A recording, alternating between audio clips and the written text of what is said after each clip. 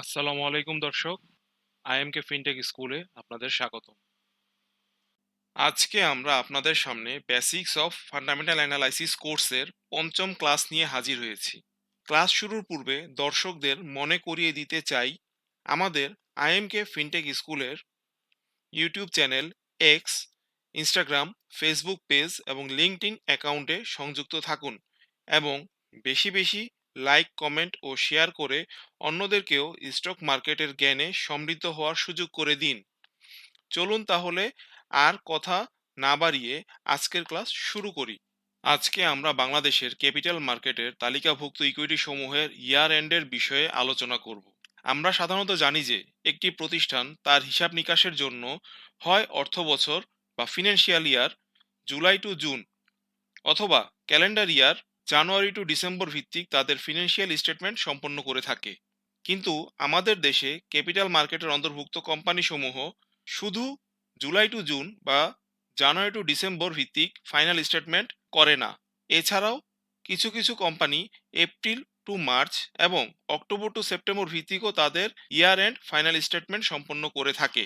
এই আলোচনা থেকে আমরা এটা বুঝতে পারছি যে আমাদের দেশে প্রায় 4 রকম ইয়ার এন্ড আছে, যথা 31 মার্চ ভিত্তিক ইয়ার এন্ড, 30 জুন ভিত্তিক ইয়ার এন্ড, 30 সেপ্টেম্বর ভিত্তিক ইয়ার এন্ড এবং 31 ডিসেম্বর ভিত্তিক ইয়ার এন্ড। আমাদের দেশের ক্যাপিটাল মার্কেটের তালিকাভুক্ত যে সকল কোম্পানির এপ্রিল টু মার্চ ভিত্তিক ফাইনাল স্টেটমেন্ট সম্পন্ন করে এবং 31 মার্চ ভিত্তিক তাদের ফাইনাল স্টেটমেন্ট প্রকাশ করে, তারাই 31 মার্চ ভিত্তিক ইয়ার এন্ড প্রতিষ্ঠান। আমাদের ক্যাপিটাল মার্কেটে তালিকাভুক্ত কোম্পানি সমূহের মধ্যে 4টি কোম্পানি 31 মার্চ ভিত্তিক তাদের ইয়ার এন্ড করে থাকে। কোম্পানি 4টি হচ্ছে Marico Bangladesh limited, Berger paints Bangladesh limited, AIBL, first Islami mutual fund, MBL first mutual fund. 30 June ভিত্তিক ইয়ার এন্ড। আমাদের দেশের স্টক মার্কেটের তালিকাভুক্ত যে সকল প্রতিষ্ঠান জুলাই টু জুন বছর হিসাব করে 30 জুন ভিত্তিক তাদের ফাইনাল স্টেটমেন্ট প্রকাশ করে, সে সকল প্রতিষ্ঠান 30 জুন ভিত্তিক ইয়ার এন্ড প্রতিষ্ঠান। আমাদের দেশের ক্যাপিটাল মার্কেটে যে সকল প্রতিষ্ঠান লিস্টেড আছে তার মধ্যে প্রায় 130টি প্রতিষ্ঠান 30 জুন ভিত্তিক ইয়ার এন্ড প্রতিষ্ঠান। এরপর আছে 30 সেপ্টেম্বর ভিত্তিক ইয়ার এন্ড প্রতিষ্ঠান। যে সকল প্রতিষ্ঠান অক্টোবর থেকে সেপ্টেম্বর পর্যন্ত বছর হিসাব করে তাদের 30 সেপ্টেম্বর ভিত্তিক ইয়ার এন্ড করে থাকে, সে সকল প্রতিষ্ঠান 30 সেপ্টেম্বর ভিত্তিক ইয়ার এন্ড প্রতিষ্ঠান।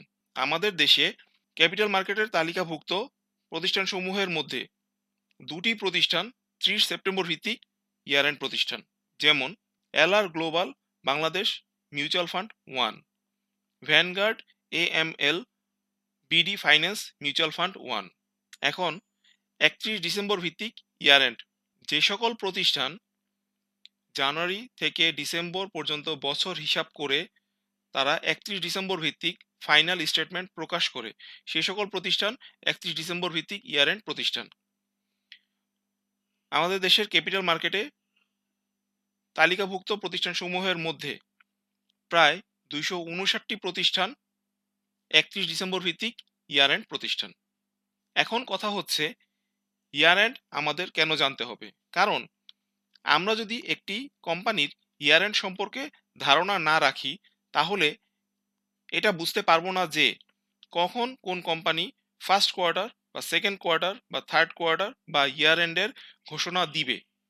যেহেতু স্বাভাবিকভাবে 3 মাস পর পর একটি করে কোয়ার্টার শেষ হয়, তাহলে আমাদের যে কোনো কোম্পানির কম্প্যারিজন করার ক্ষেত্রে এটা খেয়াল রাখতে হবে যে কোন কোম্পানি তার কোন কোয়ার্টারের ঘোষণা দিচ্ছে বা দিয়েছে। আর এজন্যই আমাদের কোম্পানির ইয়ার এন্ড সম্পর্কে জানা জরুরি। কোম্পানির ইয়ার এন্ড সম্পর্কে জানা যাবে ডিএসসির ওয়েবসাইট থেকে। আজকের ক্লাস এখানেই শেষ করব। ক্লাস শেষ করার পূর্বে আরেকবার মনে করিয়ে দিতে চাই, আপনারা আমাদের YouTube channel, x, Instagram, Facebook page এবং লিঙ্কডইন পেজে সংযুক্ত থেকে নিজেকে স্টক মার্কেটের জ্ঞানে সমৃদ্ধ করুন এবং বেশি বেশি শেয়ার করে অন্যদেরকেও স্টক মার্কেট সম্পর্কে জানতে সাহায্য করুন।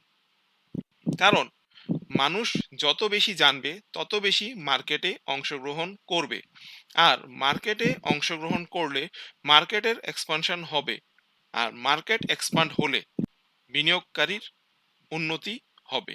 তবে সর্বোপরি কথা হচ্ছে, পুঁজিবাজার ঝুঁকিপূর্ণ, জেনে ও বুঝে বিনিয়োগ করুন। ধন্যবাদ দর্শক, আল্লাহ হাফেজ।